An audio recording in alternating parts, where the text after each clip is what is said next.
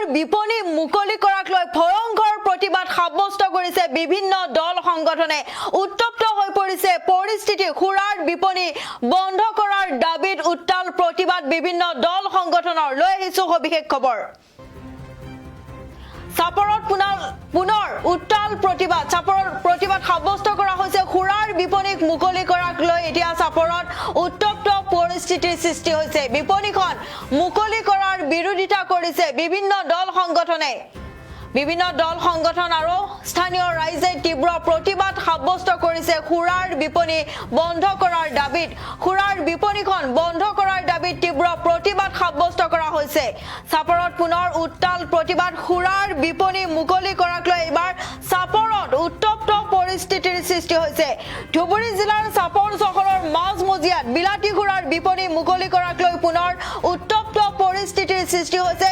বিপণীখন বন্ধ কৰাৰ দাবীত এতিয়া প্ৰতিবাদ সাব্যস্ত কৰিছে বিভিন্ন দল সংগঠনে।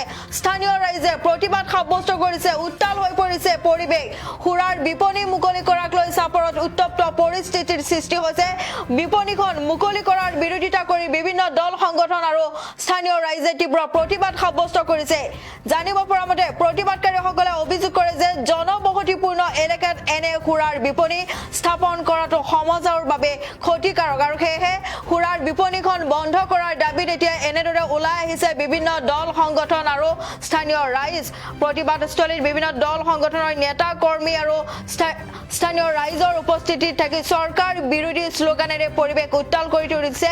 পৰিস্থিতি নিয়ন্ত্ৰণৰ বাবে ঘটনাস্থলীত আৰক্ষী আৰু প্ৰশাসনৰ লোকো উপস্থিত হৈছে। পৰিস্থিতি নিয়ন্ত্ৰণৰ বাবে আৰক্ষী আৰু প্ৰশাসনৰ লোক উপস্থিত হৈছে। আমি দেখুৱাই আছো সেই দৃশ্যৰ প্ৰতিবাদ সাব্যস্ত কৰা হৈছে। এখন খুৰাৰ বিপণী মুকলি কৰাক লৈ প্ৰতিবাদ সাব্যস্ত কৰা হৈছে। উত্তাল পৰিৱেশ চাপৰৰ পৰিৱেশ দেখুৱাইছো আমি।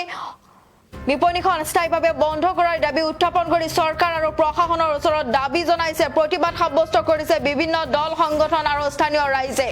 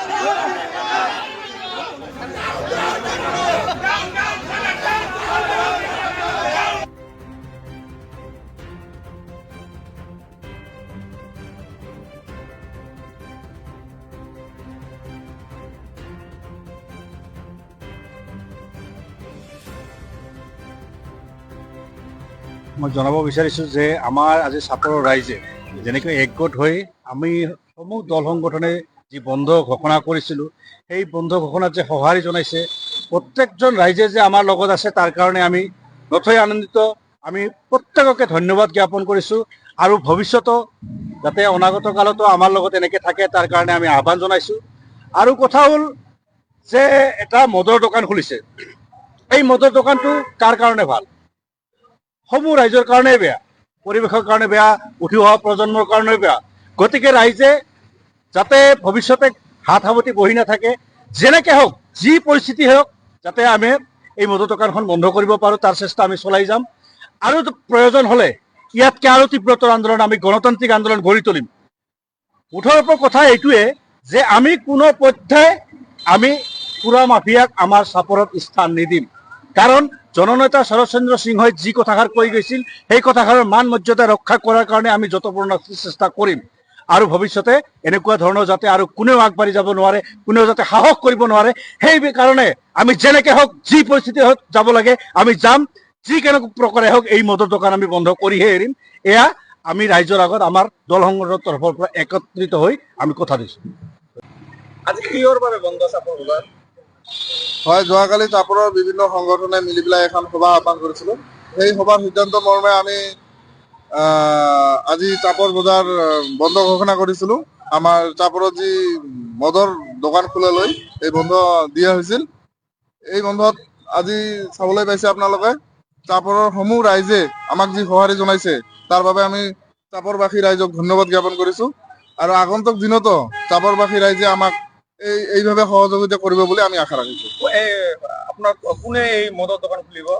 এইটো ৰাণা নাগৰ পুত্ৰ ঋষিকেশ নাগ নামত যি মদৰ মানে বিপণীখন খুলিছিল, এই অৰুণ নাগ।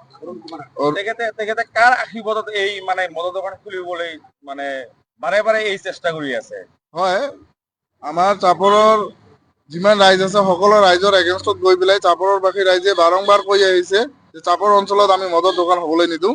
কিন্তু চাপৰবাসী ৰাইজক চেলেঞ্জ কৰি মোনা নাগে বা ঋষিকেশ নাগে যি মদৰ দোকানখন খুলিবলৈ ওলাইছে, আমি চাপৰবাসী হিচাপে সমূহ চাপৰবাসীয়ে ইয়াৰ বিৰোধিতা কৰি আজি এই বন্ধ ঘোষণা কৰিছোঁ।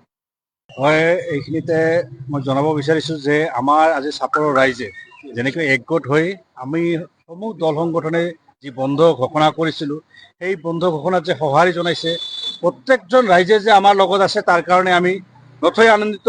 আমি প্ৰত্যেককে ধন্যবাদ জ্ঞাপন কৰিছোঁ আৰু ভৱিষ্যতো যাতে অনাগত কালতো আমাৰ লগত এনেকৈ থাকে তাৰ কাৰণে আমি আহ্বান জনাইছোঁ। আৰু কথা হ'ল যে এটা মদৰ দোকান খুলিছে, এই মদৰ দোকানটো কাৰ কাৰণে ভাল? সমূহ ৰাইজৰ কাৰণেই বেয়া, পৰিৱেশৰ কাৰণে বেয়া, উঠি অহা প্ৰজন্মৰ কাৰণেও বেয়া। গতিকে ৰাইজে যাতে ভৱিষ্যতে হাত সাৱটি বহি নাথাকে, যেনেকৈ হওক যি পৰিস্থিতি হওক যাতে আমি এই মদৰ দোকানখন বন্ধ কৰিব পাৰোঁ তাৰ চেষ্টা আমি চলাই যাম। আৰু প্ৰয়োজন হ'লে ইয়াতকৈ আৰু তীব্ৰতৰ আন্দোলন আমি গণতান্ত্ৰিক আন্দোলন গঢ়ি তুলিম। মুঠৰ ওপৰত কথা এইটোৱে যে আমি কোনো পধ্যে আমি সুৰা মাফিয়াক আমাৰ চাপৰত স্থান নিদিম। কাৰণ জননেতা শৰৎচন্দ্ৰ সিংহই যি কথাষাৰ কৈ গৈছিল সেই কথাষাৰৰ মান মৰ্যাদা ৰক্ষা কৰাৰ কাৰণে আমি যতপূৰ্ণ চেষ্টা কৰিম। আৰু ভৱিষ্যতে এনেকুৱা ধৰণৰ যাতে আৰু কোনেও আগবাঢ়ি যাব নোৱাৰে, কোনেও যাতে সাহস কৰিব নোৱাৰে, সেই কাৰণে আমি যেনেকৈ হওক যি পৰিস্থিতি হওক যাব লাগে আমি যাম। যি কেনেকুৱা প্ৰকাৰে হওক এই মদৰ দোকান আমি বন্ধ কৰিহে এৰিম। এয়া আমি ৰাইজৰ আগত আমাৰ দল সংগঠনৰ তৰফৰ পৰা একত্ৰিত হৈ আমি কথা দিছোঁ।